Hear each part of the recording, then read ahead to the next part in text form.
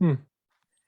Oh, hello everyone. Welcome to another edition of Wind Down Wednesday. I am Aisha Jefferson, and I am joined by, I was about to say Lee Daniels, Lee Edwards. I love Precious, so that was a good movie. Which one? Precious, Lee Daniels, that's a movie that put Lee Daniels on the map. That and the one with Halle Berry. The one she got the Oscar for, he did that one too. Mustard's Did Ball? he? Thank you. Yes. Did he really? That put him on the map. I don't know about that. I'm gonna IMDb you real quick. I saw it at the movies and I was like, oh. How old are you at this secular movie? What can I say? What can I say? I watched a lot of stuff growing up too that I probably should not have, but that's another discussion for another day. But we have Lee Edwards here, not Lee Daniels. Thank you. We have Lee Edwards here, and we have Will Jones, and I thought you were about to say Will Smith. We have Will Smith because Will is in all the, he's in the news telling all his business, or his book did. So, and I won't be doing that here. Right, what some people may appreciate, people may appreciate that. But we are your hosts for Wind Down Wednesday. So, Turkey Day is tomorrow. What are your Thanksgiving plans? I am going to be working, and then I'm going to hopefully go to my cousin's house in Tinley Park if I get off from work in time. So I'm hoping that, dinner will be served a little bit late to accommodate my schedule, but because I love home cooking, and my cousin Felicia can throw down. I love it. She can burn, as the elders used to say. She can burn. That's good. That is good. What about you, Lee? So there are 3 stops. Family at the drop-offs from dressing, drop off a pie, and then have cake. Hold up. You said drop off, so you are cooking. Am I cooking? No. You said drop off dressing and drop off. So that sounds like you're gonna be in the kitchen preparing things. No, my partner is preparing things, and I will be peeling potatoes. So. I'm like, you are holding out on us, Lee. I thought, it's like if you can cook like that, you need to have us over. But okay, good. I can snap some mean green beans. Have you done that before? Snap greens? I can make greens. I didn't snap beans, but I'll do the greens and stuff. I don't like washing them, but I know how to cook. I just do not cook as often as I should.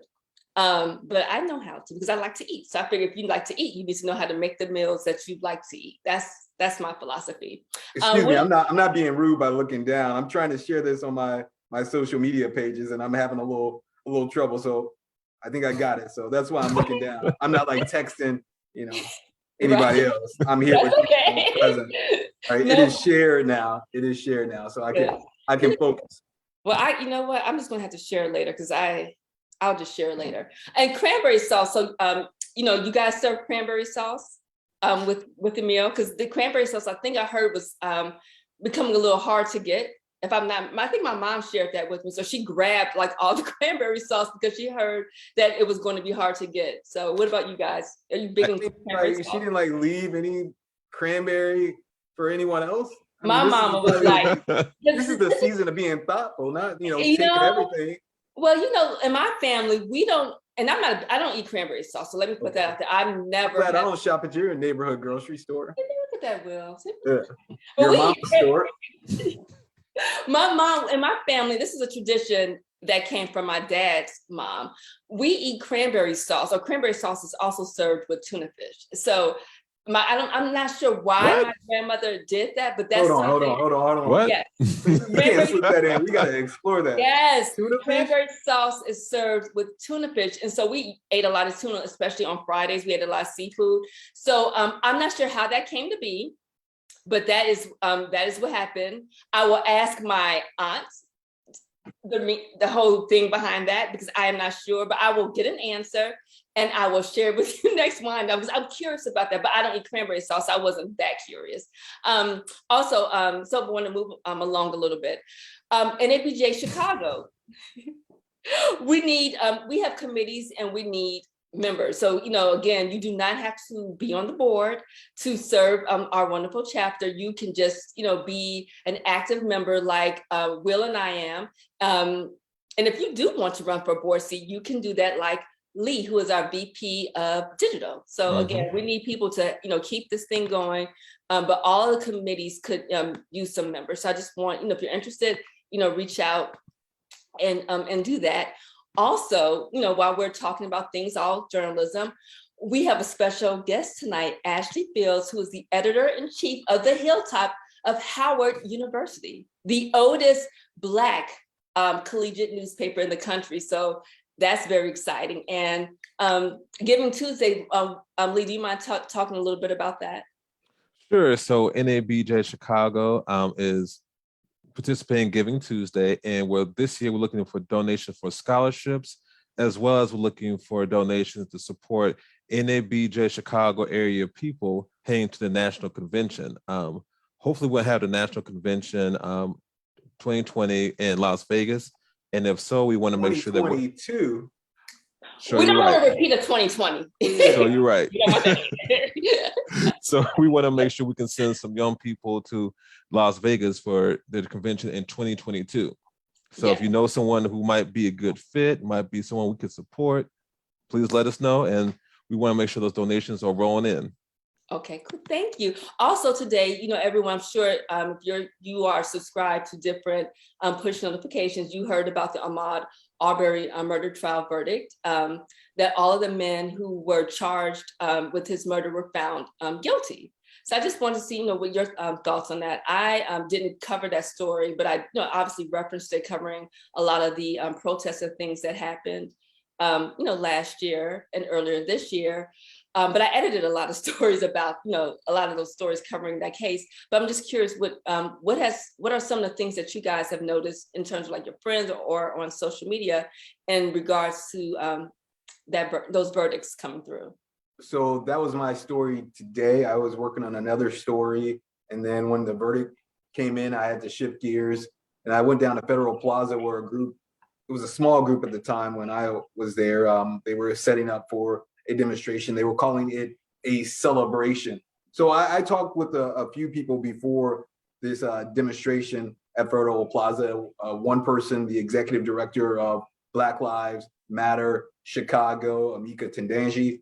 I spoke with her, and she was saying that she's pleased with the verdict, but she says the movement continues, that there are situations where things happen like they're supposed to in terms of this verdict, but she says that can be a distraction from the movement, giving people hope that the system works. So she's still calling for, I don't know if the right word is overthrow the system, but an overhaul or change with the criminal justice system. So a lot of people I've seen today, they are relieved, they're celebrating, but they're also keeping in mind that there is still a loss. The Arbery family will be spending Thanksgiving without Ahmaud, and so the verdict means a lot to the family, but that loss still remains. Right, absolutely. And you mentioned, some people feeling like this is a victory, especially after the Kyle Rittenhouse verdict came in not guilty. What are some of the things that either you have noticed about that particular case? I was in Kenosha, when that shooting happened, covering the Jacob Blake protests and everything. But I'm just curious, what are people's thoughts about, that verdict when that came in, and if they thought possibly that this Arbery case would have a different outcome than it did? Well, I was glad to see with the Ahmaud Arbery case, especially with those three particular individuals, that they are going to prison. I feel like justice was served in that case. With Kyle Rittenhouse, not as much. And one of the things I've seen online, especially on Twitter, is how several GOP Congress people have mentioned they want Kyle to be their intern.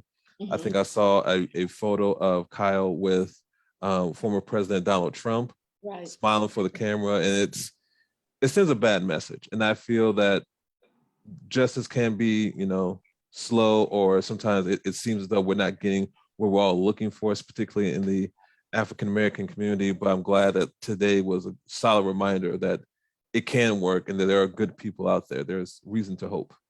Right, right. And no, it came out, I think Kyle was interviewing with Tucker Carlson, I think on Fox News, where he said he supports the Black Lives Matter movement. What are your thoughts, or what are some of the reactions that you've seen from people with that? Because when I looked online, I saw some people who were, very supportive of him, who I guess people would label as being far, right. They were like confused. Some of them kind of turned on him, but I'm just curious, what are some of the reactions that you saw that when he said that he supports BLM? I think there are two things to keep in mind here. The first is that some people really think this was a self-defense case and that Kyle Rittenhouse was protecting himself. Some people, there's some nuance that, people believe he shouldn't have gone up there. Right. And so that was a mistake in the first place. But what it came down to was a case about self-defense. And then on the other hand, there are people who are using this for political reasons. And I think for a lot of people, that is off-putting, because at the end of the day, two people lost their lives, and it's a tragedy. So some people are upset that it seems that some of these officials, lawmakers, are celebrating someone who necessarily should not have been celebrated in such a way. Right. Yeah. I'm sure with him being, in the spotlight more, there will be more opinions about how he moves from this point forward. But, he's 18 years old. And I've heard some people say, my mechanic, who happens to be white, he was like, he had his thoughts about Kyle and how he described him and the type of background that he thought he had. But he felt that Kyle should just, you got off with this, you were very lucky. You need to just kind of chill and go hide somewhere. But it doesn't seem like that's the route that he's taking. Definitely.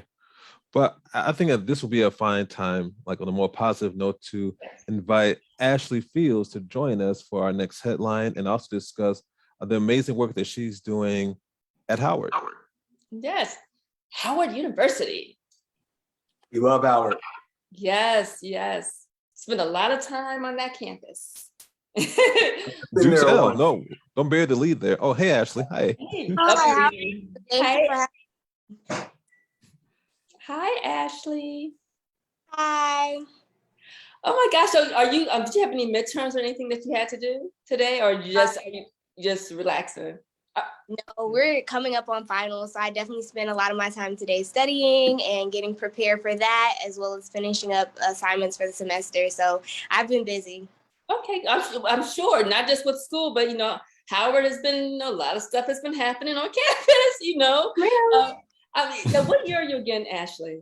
I'm a junior. Okay, you're a junior. So how had the start of this year got off? So it's very explosive.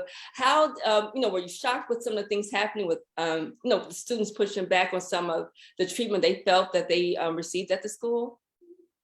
Yes, ma'am, of course. I feel like this year was definitely an interesting one. It gave us a lot to cover and report on at the Hilltop. I'm sure if everyone knows, but we faced a cyber attack early on that lasted about a month. So that's what we started off with. And then we shortly led into the protests. And so I was surprised to see that protest grow so quickly and so with such a large number, because there had been smaller mini protests on campus, but this one was the one that really stuck. So I wasn't really familiar with the history of the protests at Howard, but I'm not glad that this happened this year, but I feel like I got to experience a very important part of Howard's history. Oh, absolutely. How long have you been in this role as editor-in-chief? And I just want to get your opinion or perception of what it was like, I should say your experience, what it was like covering all these protests and also being a student at the same time. I remember, I don't know if it was at Ohio State or Northwestern or both of these schools, that some of the students pushed back on the newspaper for publishing photos of people demonstrating. So how have you been able to navigate all that it comes with being a student and also running a student newspaper? Well, it's definitely been extremely difficult trying to just maintain my focus as a student and keeping up in classes. I've been in the role of editor-in-chief for about 6 months, but prior to this, I served on the staff as the campus news editor, and then before that, just a staff reporter. But it definitely was a lot, especially since I wanted to be there in person to cover everything, to make sure that there were videos and pictures, and that I was documenting both sides with a fair perspective. And so I really just I tried my best to manage my time, but I also tried to communicate to my professors. Since I'm a journalism major, I think it was easier for them to really understand that, this is really taking a lot of my time right now. And it's not that I'm not trying to be committed to your class, but I just want to make sure that I'm giving the coverage, the attention that it deserves. So I really worked to be a good communicator with my teachers, and they did really understand. But just seeing everything that happened and seeing outside news sources like CNN, the Washington Post, and other places that are, known for media coverage, covering our campus, our advisor really encouraged us to beat them to the punch, I guess you could say, and defend our territory. That was really something that we had a lot of conversations about. And a lot of our staff are freshmen and sophomores. So I think that this was a great learning curve for them, just going into news and breaking news in particular, because everything happened super quick and we had to be on our toes. Have you seen something in the national coverage? You mentioned that they've come on campus and this is your home territory, that you were just like, why did you cover it this way? You have it completely wrong.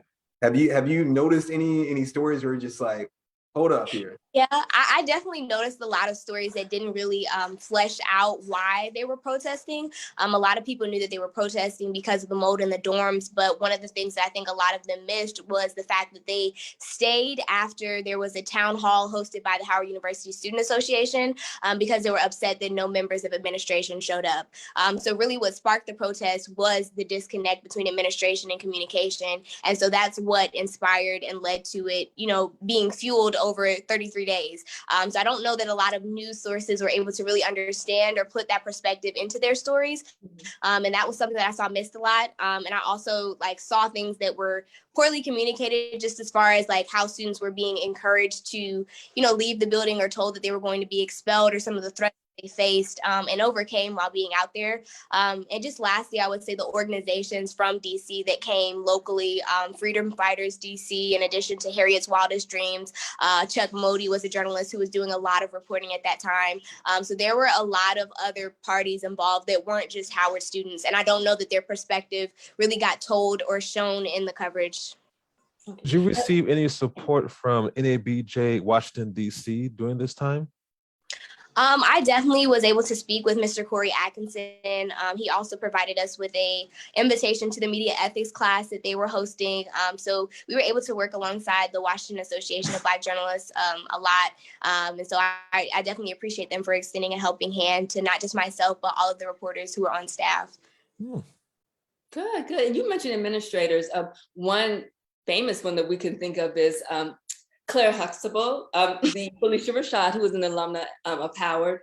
There was a video that circulated with her. I think she and her sister, Debbie Allen, who also graduated from Howard, they were entering a building, and I think a reporter, I don't know if they were a student reporter or just, from an outlet, asked about, I think, Debbie's opinion about the situation. She seemed, from my recollection, supportive of the students. And then you see Felicia kind of, hushing her up and ushering her in the building, I believe telling her she didn't want to go down, something along the lines of not wanting to go down that road. I'm curious what some of the student reaction was to that video circulating.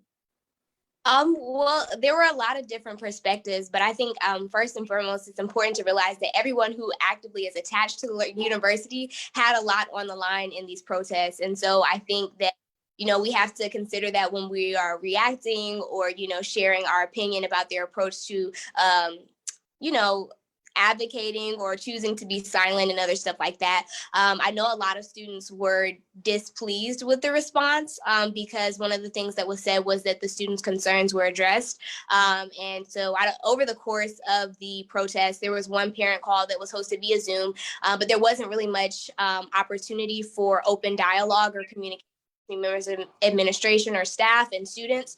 And so that was something that, the protest was caused by. And so a lot of students took to Twitter and started, sharing and voicing their concerns. I know that during that time, Dean Rashad also hosted a town hall with her students where they feel like they weren't able to share all the opinions that they had. And so there were definitely conflicting views. I know that when Ms. Debbie Allen went over to the protest, she said, I'm just here to listen. I'm just here to see why you're out here. I know that she, didn't necessarily comment on what was going on, but she did make herself readily available to hear what students had to say. So a lot of people had an opinion about that. That was another, it was a lot going on. It was an interesting thing to see online. I wasn't there in person, but we had a lot of instances like that on campus where Cory Booker and Jesse Jackson and other historic people, legacies in the Black community, visited campus to weigh in on the protests.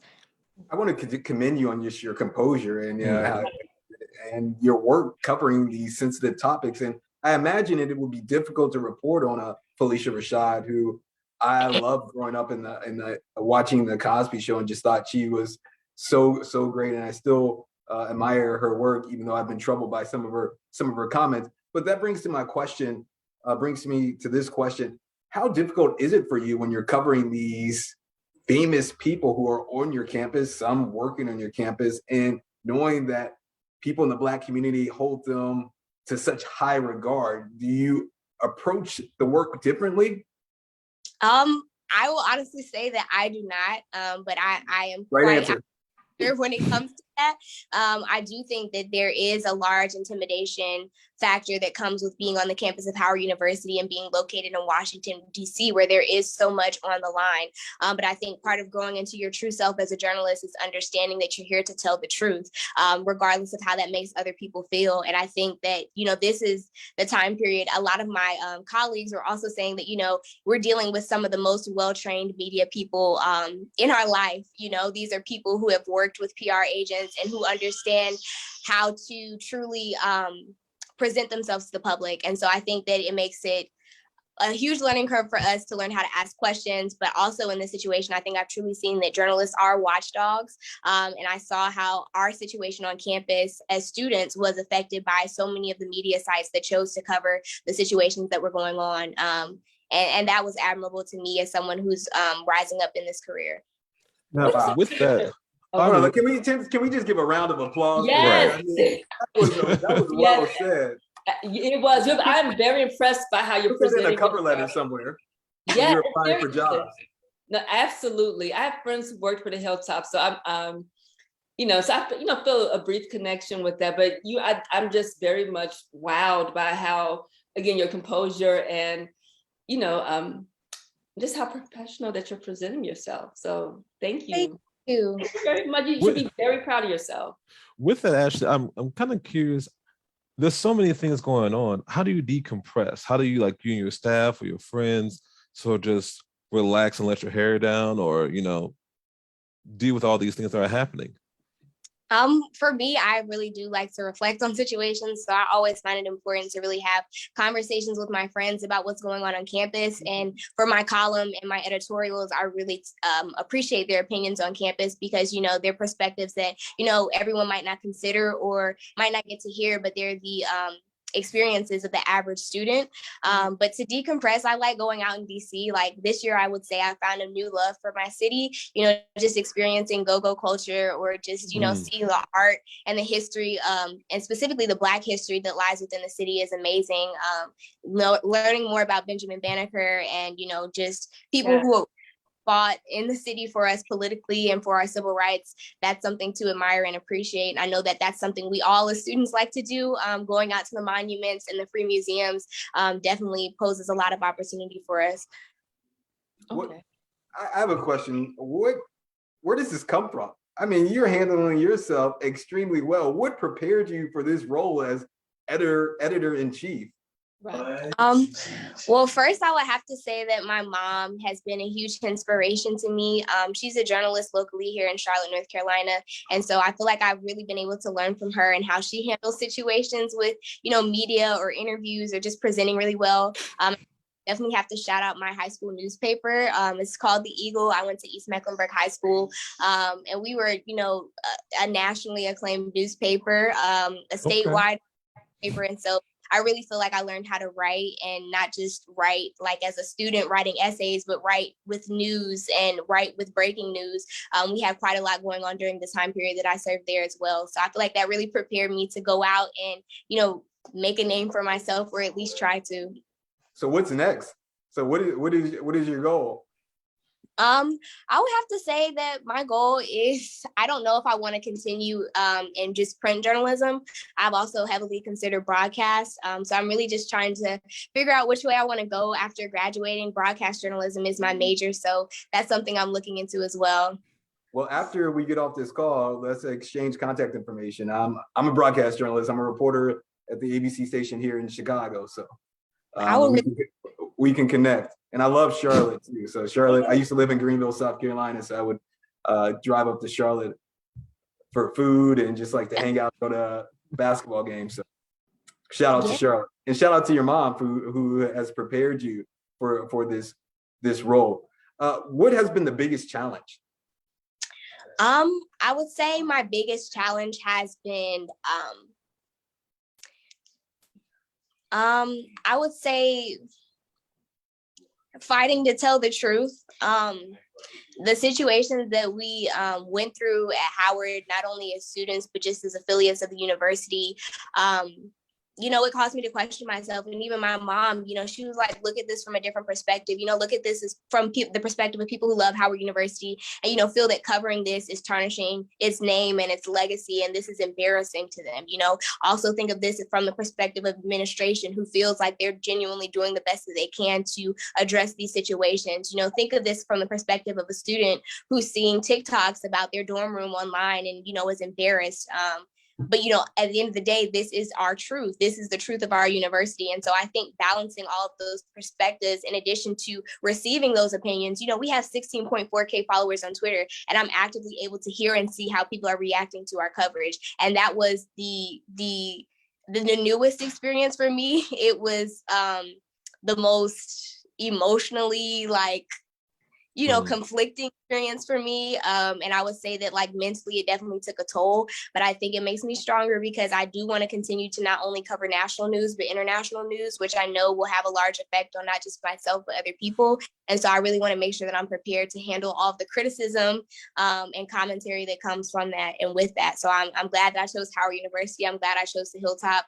And I'm glad that, they chose me and, allowed me to serve them for this long. I love that. And your mom gave you excellent advice. Because that's how you get different story ideas also, from thinking from different perspectives. And that also keeps you from being, too attached and a little biased too. So she gave you excellent advice, and it's wonderful to see that you are following it, Well, thank you. That's great. Now we have an audience question. Someone wants to know, what can Howard alumni and Hilltop alumni do now to support? Well, I think to support us, we really are looking for strong mentorship and for people to come give workshops. So I would say that people who are in the journalism field now, I can definitely put my email in the chat feature, or it can be posted somewhere so that people who feel like they were willing to share knowledge with us can, come and do that. I think we really need to see what it looks like to be or go beyond a collegiate audience and move into the professional world, because there's so many differences that we don't know or couldn't possibly even understand until we get to that level of journalism. I know also that we are taking donations so that we can keep ourselves afloat as a newspaper. So yeah, really just conversation and, pouring into us however you can, whether that's financially, mentally, physically, emotionally. We love to receive all the love that we can get.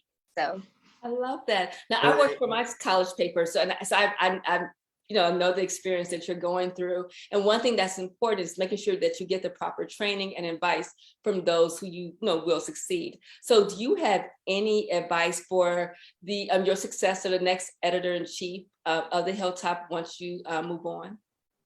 I would definitely say listen more than you speak. Be receptive and open to criticism. Everything that someone says to you does not need a response. Be careful about how you handle things. A leader is supposed to inspire other people, not, talk down to them or discourage them.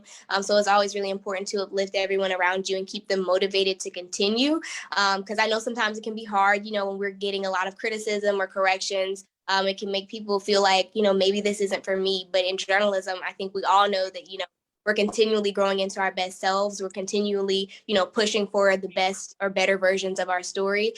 So we're all here to learn and grow, and that includes you as well. So, just listen, I think. Really take the time to listen. You came to give a sermon. You sure After, did. after I every word. love it. Pass the plate around. I will donate. Very good. And if you're in the audience, those watching, if you have any, other quick questions that you would like to ask, please submit them. But you've dropped a lot of wonderful gems, and I'm just so happy to see that you have this wisdom, and you just seem leveled and calm, and that's very important. And of course, and this is for people of all ages, where people can be so quick to respond because that's the world that we live in, and where we're just expected, there's immediacy, where especially in our profession, you're expected to respond right away. But sometimes people have a bunch of gaps when they do that. So being thoughtful, you have 2 eyes and 2 ears and 1 mouth for a reason. So it was good to hear you, remind people of that. That's very important. And do you have any special projects that are coming up that you want to promote? I know you may not want to share everything, but anything special that you're working on that we can support? For sure. I'm a 2-time self-published author. I have 2 poetry books. One of them is called Caged, and the other one is called Mind Over Matter. So I always like to promote and share those 2 books. But really, How can we buy them? You can buy them on Amazon, Kindle, iBooks. They're available on most major platforms. I think I'm working on getting in Barnes and Nobles. But yeah, Look at you said, you just say it so chill, like I'm just working to get in Barnes and Noble, like it's nothing. I wrote 2 books that have a full class load, and I'm leading this oldest Black collegiate newspaper. That's just what I do. It's what I do. And Howard is the Howard in me. Everyone there is, I feel blessed to be there and be pushed and not resting in a comfortable place. But also, if there's any other internship opportunities, any other learning opportunities that people have or would recommend, I'm definitely open to hearing them, and also, bringing them back to share with the staff that I serve. So anything really helps. Those are my major projects that I'm working on right now. The Hilltop just launched a new website with Hearst. So anybody who wants to go check that out for free, you guys can see our different sections. This year we added a DMV section, or we brought that back. I know that we had a local news beat, but we had gotten rid of it, but it's brought back now. And we also have HBCU news. So we cover, some of the 102 HBCUs that there are. And so, really just pushing and encouraging people to go on our website and read our stories of young budding journalists. Can you donate on that website too if people wanted to make a donation?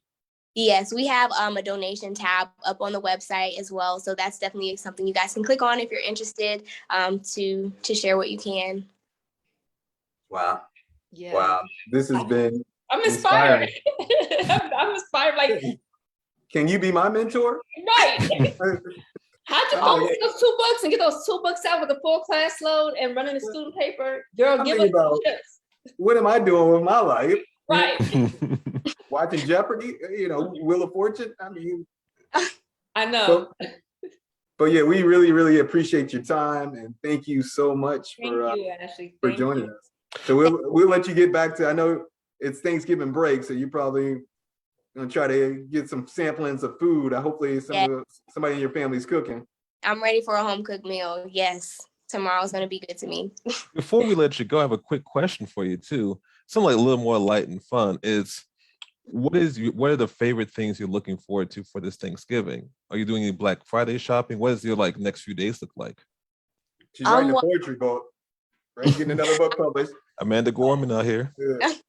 I'm gonna visit my grandparents in Atlanta, so I'm looking forward to spending time with them. I like their turkey, their mac and cheese, their yams, their collard greens. I'm looking forward to it. But I also do hope to go Black Friday shopping at Lenox, so that's something else I want to do. I want to also hike Kennesaw Mountain. I like nature and trails and stuff like that. I didn't. My favorite. Sorry to interrupt. I didn't do Kennesaw a lot. My place where I feel very at home is Stone Mountain Park. When I was training for a half marathon, 5 miles around like 3 times, running up the mountain, Stone Mountain Park. I know there's a Confederate memorial on one side, but I ignored that. And I get in tune with the energy of that mountain and that stone. Before that, those people came and did that to us. So my place is Stone Mountain Park. But Kennesaw, next time I'm in Atlanta, I will check that out. Yes, ma'am. I have to try that out too. But you seem like an athlete. That's inspirational. Oh my, well, that was 10 years ago, but yes, I was always a runner. Yeah. I mean, if you say so, I'll take that. I take that. No, but I do run that runner's high after that third mile is nothing like it. So it can be addictive. That's pretty cool. Yeah. One can imagine. You said after the third mile. That's when it kicks in, that runner's high. But again, like I said, I need to gradually get back into doing that because Illinois is so flat. So it's not, I like running in Georgia because like, especially if you're training for like a race, because of the hills and like running in Stone Mountain Park up the mountain, it gives you a little bit of leverage versus just running flat. Especially if you're going to race in a place that's flat. But anyway, so now you inspired me again, Ashleigh. I gotta get out there. I purchased new shoes from Fleet Feet about a year ago, and I've only worn them a couple of times. So you inspired me to do the book, and to run. So thank you again. I need to get back and run. And I'm excited to go check out Stone Mountain and see the view. That's my favorite part of like is to like just see at the top and be like, okay, we made it. And I lay down on the top, but don't lay down for too long because the buzzards, those vultures will still start circulate. They will circulate and think that you are dead. So don't lay down too long, but they will circle above you. But I just like we just went on a tangent. You all into this. I mean, like, are you on the Bureau of Tourism? Yeah. No, I just miss. We lost all our focus. We talking about journalism. Well, you know what? But that's a balance, though. It is part of the balance. Being a journalist, that keeps you sane when you get out and you're active like that. Whether you're biking or running, it's part of that balance because you can't sit in front of your laptop all the time. You can't, sit all the time like we do. You have to get out and have that balance. So it's connected. It's connected. Well, all right. I think that's it. We should wrap up, right? And get ready to celebrate Thanksgiving. Ashleigh, thank you so much for joining us. I really learned a lot. I mean, you are amazing. And I just want to say you have a very bright future and hopefully we can stay in contact. Oh, we got one more question I see before I'm trying to wrap it up. Oh, here it is. This is from one of our audience members. In one sentence, what does success for the Hilltop or you look like in 5 to 10 years? Continuing to build our legacy in the digital age and leaving a strong digital footprint, I think, so that people can look back on our work for years and years to come. I don't know if that was too long, but no, that was good. I want to continue on the legacy of Zora Neale Hurston, and that's something we're all very passionate about is, uphold the legacy of a Black woman. So yes. Yeah. She's one of my favorite authors. I have a lot of her work. Yes, I love Zora. I am full. I don't need Thanksgiving dinner. Like I am spiritually fed right now. So, all right. It was nice seeing you, Ashleigh. Nice meeting you, and we want to continue to follow the work that you're doing, and we can stay in contact offline. And if you're interested in broadcast, and I have a race and culture internship that I would like some of your students to apply for in the future. Everyone at home, have a very happy and safe Thanksgiving. Be safe Black Friday shopping. I don't want to see you all in any videos. Fighting over for a TV. It ain't worth it. It ain't worth it. It ain't worth it unless it's a huge TV. Then I can understand a little bit. But be on your best behavior. Yes. All right, everybody. Have a good night. Good night. Good night. Bye. It's Dolph.